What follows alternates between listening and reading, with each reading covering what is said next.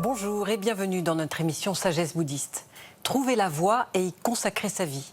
Nous allons parler durant 2 dimanches d'une grande dame qui vécut pour le Dharma, la nonne Ayya-Khema.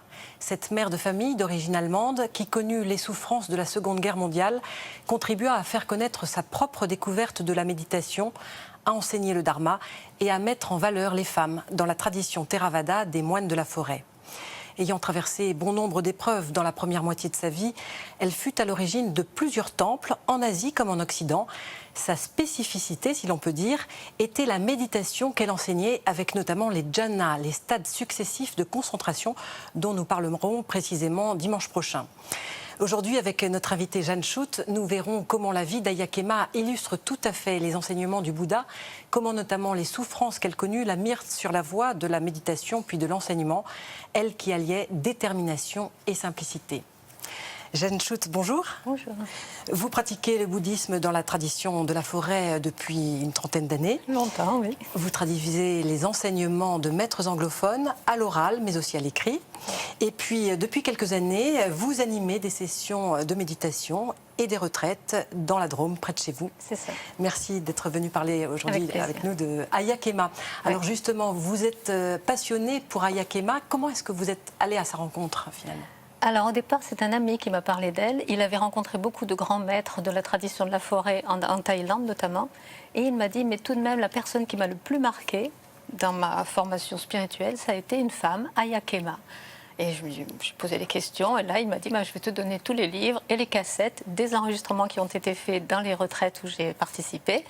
J'ai écouté cela et j'étais vraiment très, très intéressée, la clarté de ses enseignements. Enfin. Puis c'était une femme. Et c'était la première fois que j'étais en contact avec l'enseignement d'une femme. Et c'est pas courant dans la tradition Theravada, une femme. C'est vrai, c'est vrai.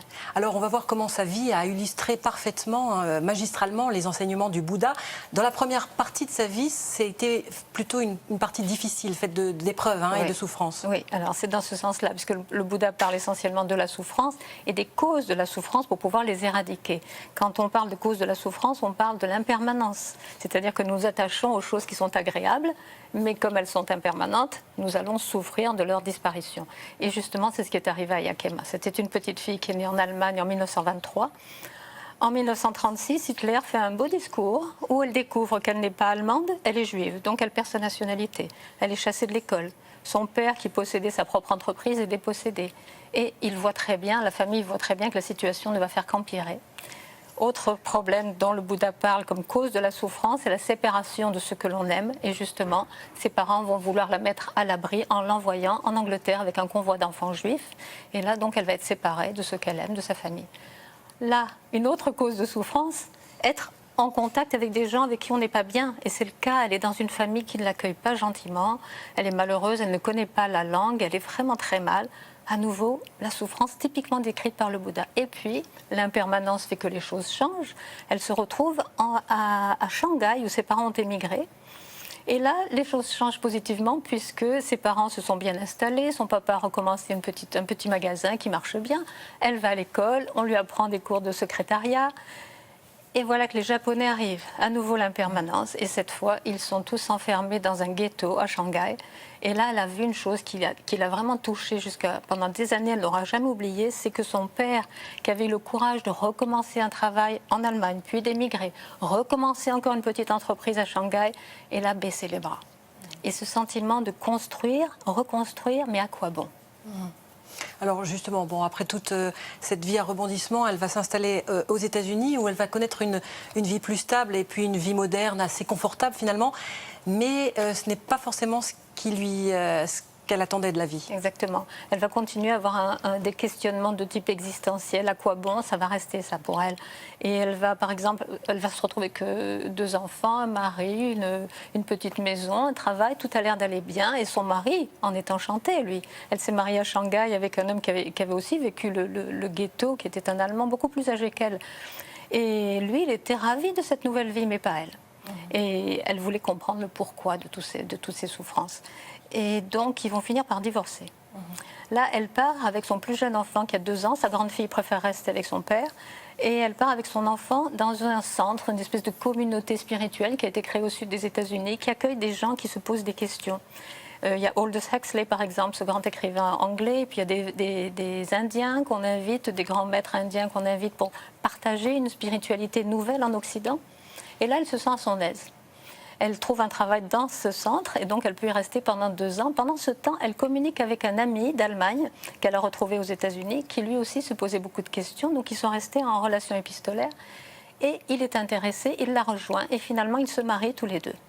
Et donc ils vont partir comme ça ensemble dans de longues pérégrinations souvent dangereuses. Oui, elle va faire le tour du monde quasiment, hein, de continent en continent. Elle va suivre son mari avec son fils. Oui. Et finalement, cette itinérance géographique, assortie d'une quête spirituelle, va l'amener à la méditation.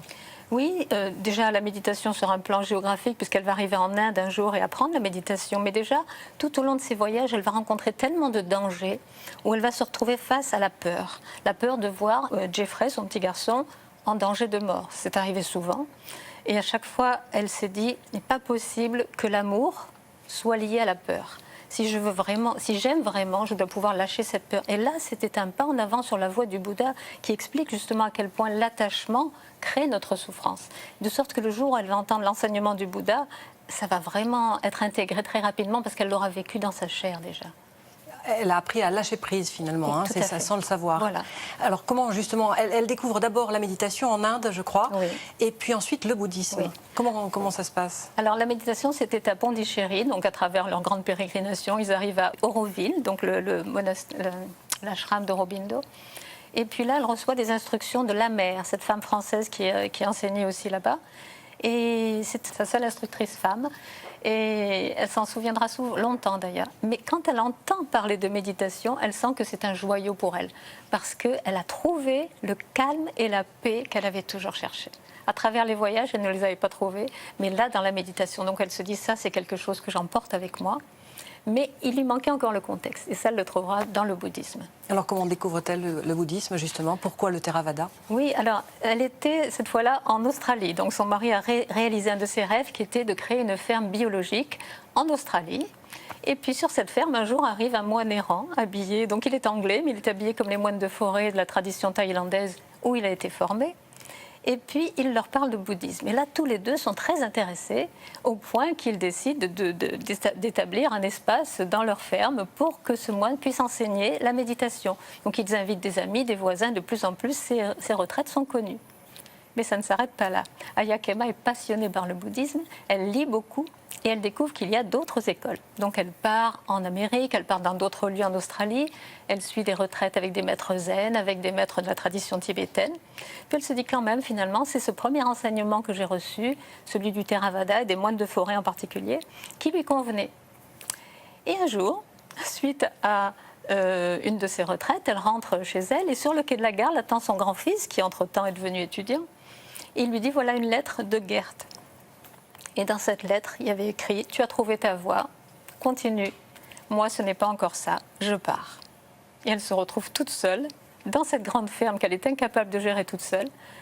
Et elle est furieuse dans un premier temps, mais là, son caractère va commencer à s'affirmer. Elle a un très fort caractère, une détermination, une persévérance aussi. Oui. Et alors, ce n'est qu'assez tard qu'elle va être ordonnée nonne, oui. mais pas en Thaïlande. Non, elle avait décidé surtout pas en Thaïlande parce qu'elle avait vu les nonnes en blanc là-bas qui n'avaient pas un statut tellement reconnu et c'est pas avec sa personnalité ça n'aurait pas convenu.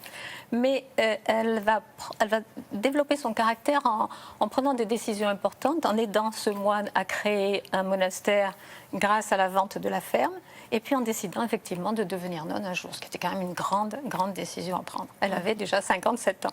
Oui, c'est ça, c'est vraiment finalement au deuxième moment de sa vie. Oui, une deuxième vie qui est commencée. Alors Jeanne Schultz, quel était en fait finalement le tempérament d'Ayya Khema? Eh bien, on peut se dire que pendant sa première partie de vie, elle a été assez soumise. C'était une femme de son époque, elle a suivi bien sûr son père, elle était enfant, mais ensuite son mari, qui était beaucoup plus âgé, elle a accepté de mener la vie qu'il souhaitait jusqu'au moment où elle s'est dit non, je ne peux plus. Mais c'est parce qu'elle n'en pouvait plus qu'elle a arrêté, qu'elle a divorcé. C'est pas parce qu'elle avait vraiment suffisamment de caractère pour faire autrement.